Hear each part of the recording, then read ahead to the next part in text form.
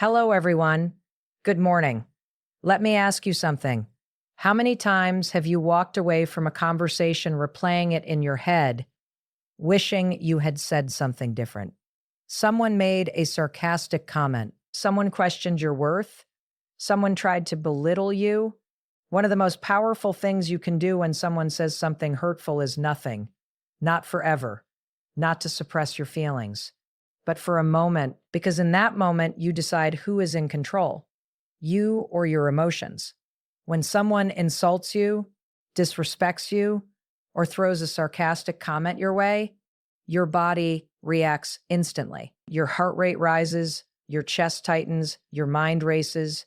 You feel the urge to defend yourself, to attack back, or to shut down completely. That reaction is automatic.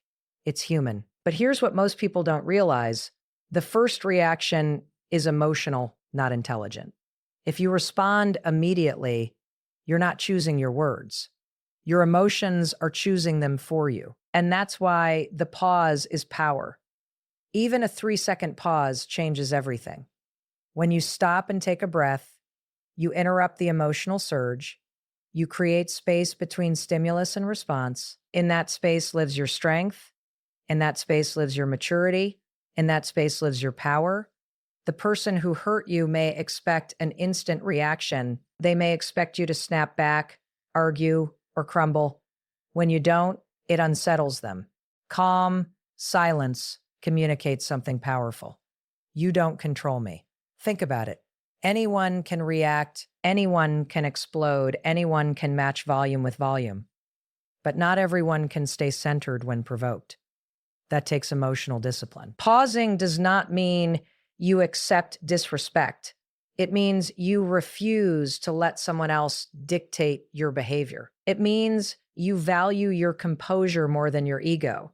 It means you are strong enough to choose your response instead of being dragged by your emotions. When you pause, you give yourself time to ask better questions. Is this worth my energy? Is this person looking for a reaction? What outcome do I actually want here? Those questions don't appear when you're reacting. They appear when you slow down. There is also something psychologically powerful about controlled silence. Silence creates discomfort for the person who expected drama. It forces them to sit with their own words. Many times people will soften, rephrase, or even backtrack simply because you didn't immediately engage. But the real benefit of the pause isn't about them. It's about you. Every time you pause instead of react, you build emotional muscle. You prove to yourself that you are not fragile. You prove that you can handle tension without losing yourself. That confidence compounds over time. And here's something important. Pausing doesn't mean staying silent forever. It simply means responding from clarity instead of chaos. After you pause, you can calmly say, I don't appreciate that, or let's keep this respectful. Notice the difference. The tone is steady. The message is clear.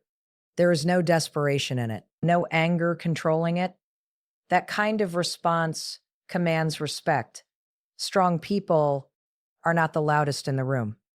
They are the most composed. They don't rush to defend themselves because they don't feel threatened by every comment. They understand that dignity is maintained through control. The next time someone says something that stings, resist the urge to fire back. Take one slow breath. Feel your feet on the ground. Let the emotional wave pass. That small act of restraint is not weakness, it is mastery. In life, you will always face people who test you. The question is not whether they will provoke you. The question is whether you will allow them to control you. Master the pause, and you master the moment. Master enough moments, and you master your life. Expand 200 to 600 words. One of the most freeing realizations you will ever have is this. Not everything people say about you is actually about you. When someone criticizes you, mocks you, or makes a cutting remark, your first instinct is to internalize it. You start asking yourself, is that true? Did I mess up? Am I not good enough? That internal spiral can happen in seconds. And once it starts, it's hard to stop. But here's the truth most people never learn. Hurtful words are often projections. People speak from their own fears, insecurities, frustrations, and unresolved pain. When someone feels small, they try to make others feel smaller. When someone feels powerless, they try to control. When someone feels insecure, they criticize. Their words are a mirror of their internal state, not a measurement of your worth. If you automatically take everything personally, you hand over your emotional stability to whoever is having a bad day. Think about how many times someone snapped at you because they were stressed about work, or how often a person criticized your ambition because they were afraid to pursue their own, or how someone downplayed your success because it triggered their insecurity. None of that was truly about you. But if you absorb it, you carry their emotional baggage as if it's yours. That's exhausting. Not taking things personally doesn't mean you ignore feedback or pretend words don't hurt. It means you pause and evaluate. Instead of immediately believing the insult, you ask yourself, is this constructive or is this projection? That single question changes everything. Emotionally strong people understand that other people's behavior is information. It tells you what's going on inside them. A calm, secure person doesn't feel the need to belittle others. A confident person doesn't attack without reason. So when someone does, it reveals something about their internal struggle. And when you see it that way, the sting loses its power. Imagine someone throws an insult at you. Instead of shrinking, you think, wow, they must be carrying something heavy to speak like that. Notice the shift. You move from self-doubt to awareness, from defensiveness to understanding, from emotional reaction to emotional intelligence. There's also a deeper level to this. Sometimes hurtful comments land because they hit an insecurity you already have. And that's okay. We all have tender spots.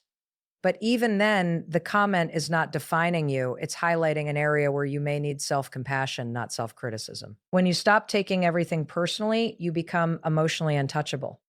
Not cold, not distant, just grounded. You stop reacting to every opinion as if it's a verdict on your identity. This doesn't happen overnight. It's a practice. It requires reminding yourself daily that your value is not determined by someone else's mood, insecurity, or misunderstanding. You are not responsible for how others manage their emotions. You are not required to carry projections that don't belong to you. And you certainly don't have to shrink to make someone else comfortable.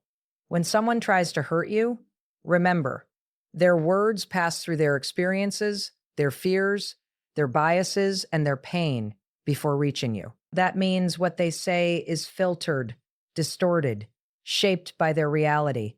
You get to choose whether you accept that distortion as truth. The more you detach from unnecessary personalization, the more stable you become.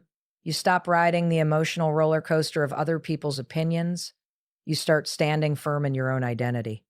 And that is powerful, because when you truly understand that not everything is about you, you stop defending yourself constantly. You stop over-explaining. You stop overthinking. You conserve your energy for what actually matters. The next time someone says something hurtful, pause and remind yourself, this may not be about me at all.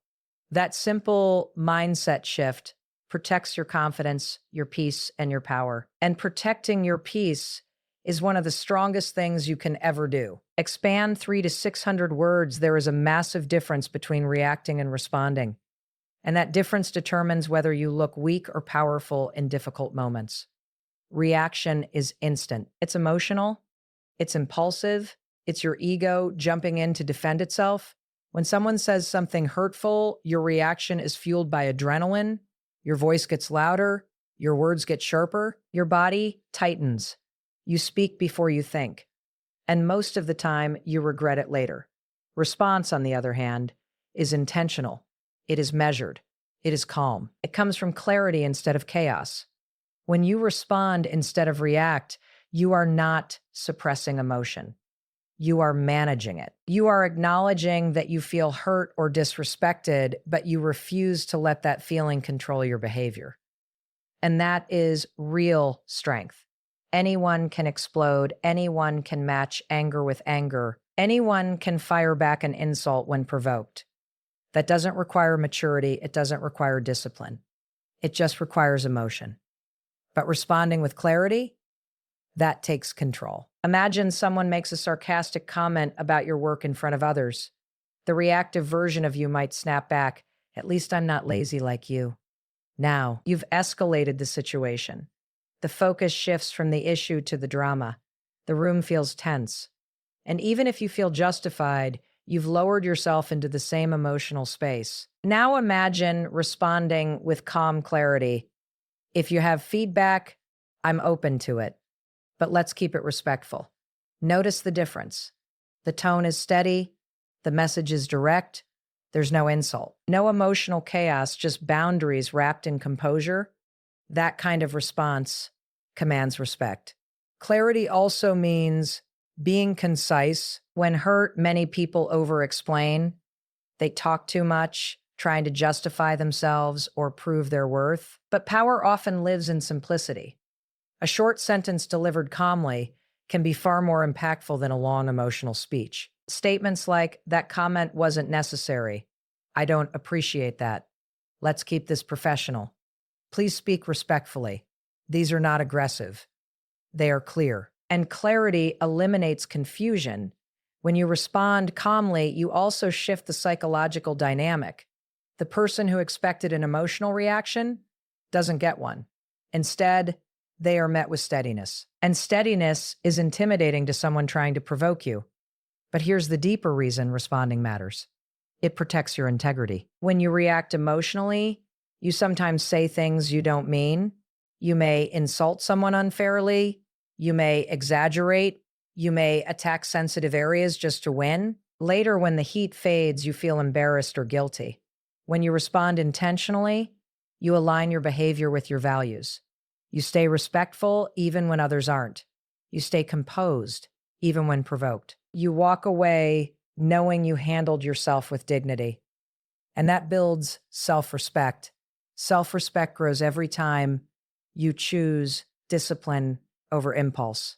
Every time you choose clarity over chaos. Every time you choose maturity over ego. Responding also keeps conversations productive. If there is an actual issue to solve, emotional reactions block resolution. Calm responses invite discussion. They keep the focus on behavior instead of personal attacks. This doesn't mean you become passive. It doesn't mean you tolerate disrespect. It means you address it without losing control of yourself. The strongest person in the room is not the loudest. It's the one who can stay centered while others lose balance. The next time someone hurts you with words, remember, your power is not in how fast you respond. It's in how wisely you respond. Take a breath, slow your tone, choose your words carefully, speak with intention, not emotion. Because when you master the ability to respond with clarity instead of reacting with emotion, you don't just win the moment, you elevate yourself above it. And that elevation is where true strength lives. Expand 400 to 600 words. One of the biggest misconceptions about calm people is that they are weak, that if they don't shout, argue, or dominate, they must be easy to walk over. But the truth is the opposite. Calm people who set boundaries are some of the strongest individuals you will ever meet. A boundary is not a wall, it's a line. It's a clear statement of what behavior you will and will not accept. And when someone is hurtful, disrespectful, or dismissive, that is your cue to draw the line. Many people avoid setting boundaries because they fear conflict. They don't want to seem rude. They don't want to upset anyone.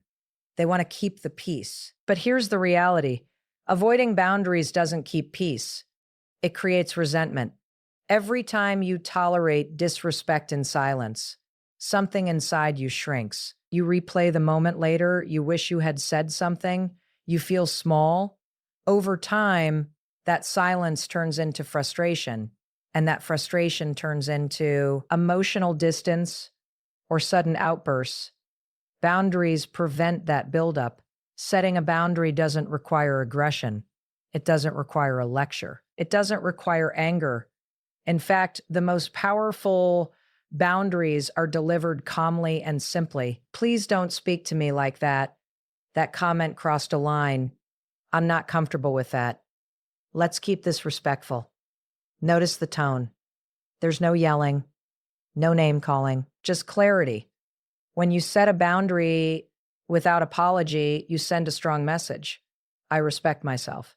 And self-respect changes how people treat you. People often test limits, consciously or unconsciously. If there is no pushback, the behavior continues. But when you calmly correct it, you interrupt the pattern. You teach others what access to you requires. Here's something important.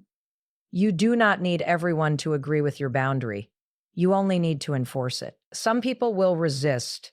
They may say you're too sensitive or overreacting, but that reaction often reveals that they benefited from you not having boundaries before. Healthy people respect clarity.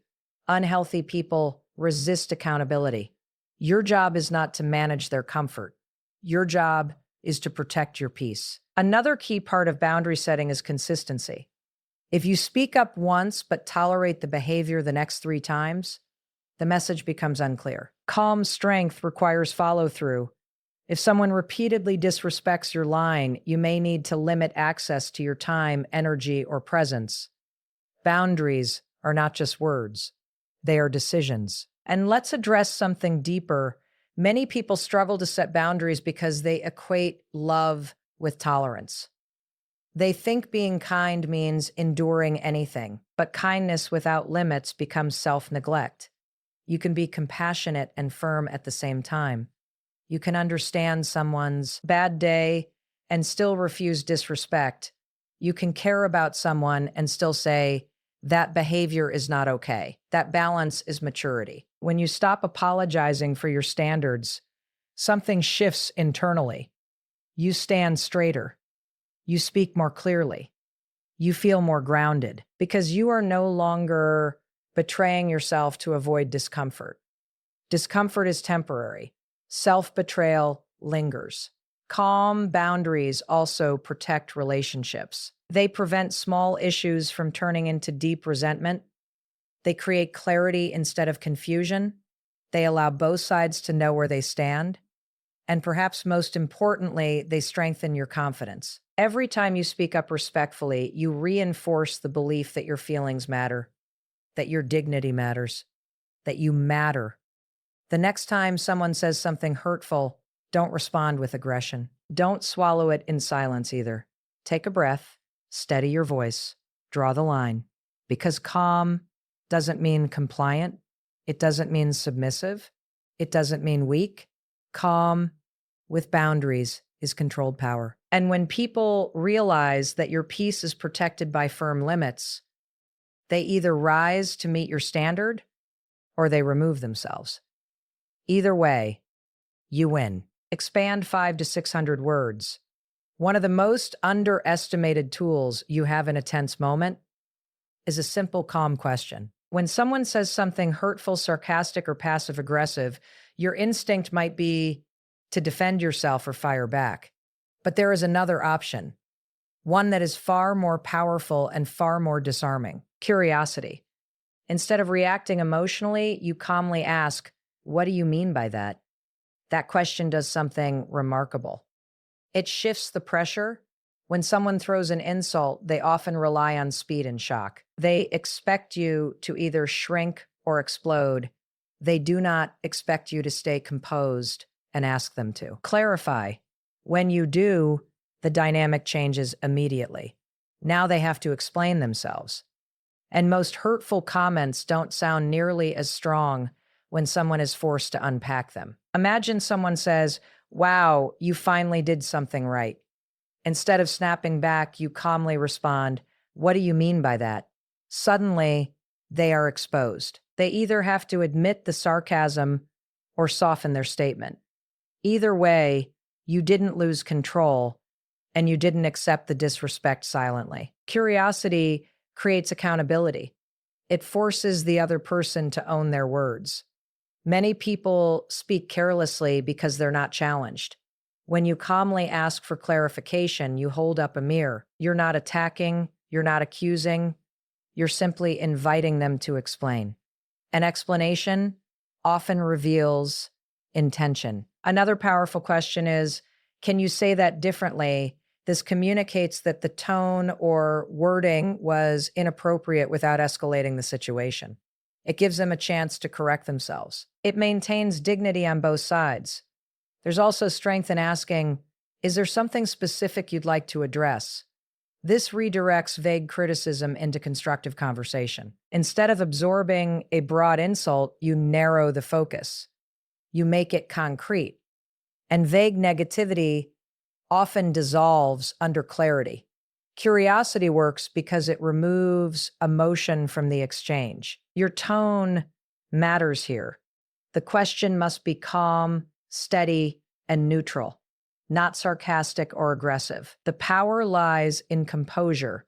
When you ask a calm question, you communicate three things at once. First, you are not intimidated. Second, you are aware of what just happened. Third, you are confident enough to address it directly. That combination is powerful. There's also a psychological effect at play. When someone intends to hurt you, they anticipate resistance. They anticipate emotion, but when they are met with steady curiosity, it disrupts their script. They lose momentum. And when people lose momentum, they often lose aggression. Curiosity also protects your emotional energy. Instead of assuming the worst, you seek clarity. Sometimes what sounds hurtful may be poorly communicated frustration. Asking a question opens space for correction and understanding. Not every tense moment has malicious intent, but you won't know unless you clarify. At the same time, if the intent is malicious, the question exposes it. It brings it into the open, and sunlight weakens negativity. This approach requires confidence. It requires resisting the urge to defend immediately, but when you practice it, you realize something important. You don't need to attack to assert yourself. Strength is not always loud. Sometimes it's a steady voice asking a simple question. The next time someone makes a cutting remark, don't rush to respond emotionally. Slow down, look at them calmly, and say, what do you mean by that? Let the silence sit. Let them explain.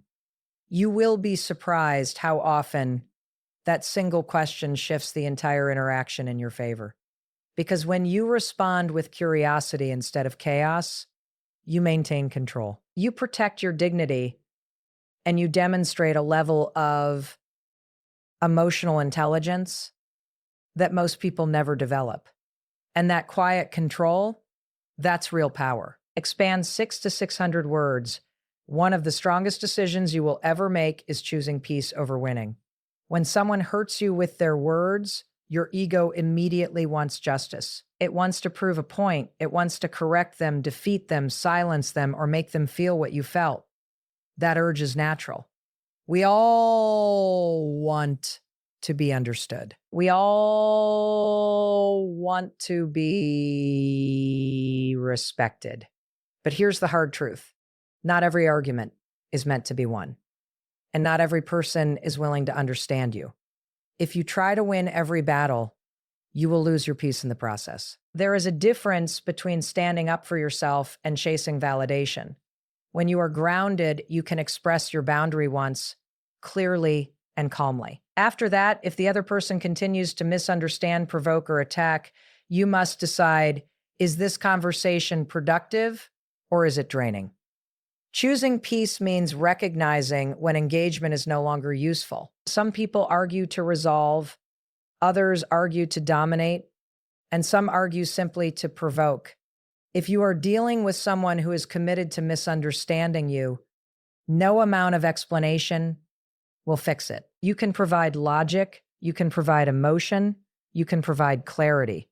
But if they are not open, you are pouring energy into a closed container. Peace requires discernment.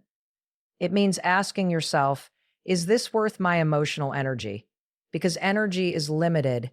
Every minute you spend replaying hurtful words, defending yourself in your mind, or trying to craft tea. A perfect comeback is a minute you could have spent building, growing, or resting. Winning an argument might give you temporary satisfaction. Protecting your peace gives you long-term stability.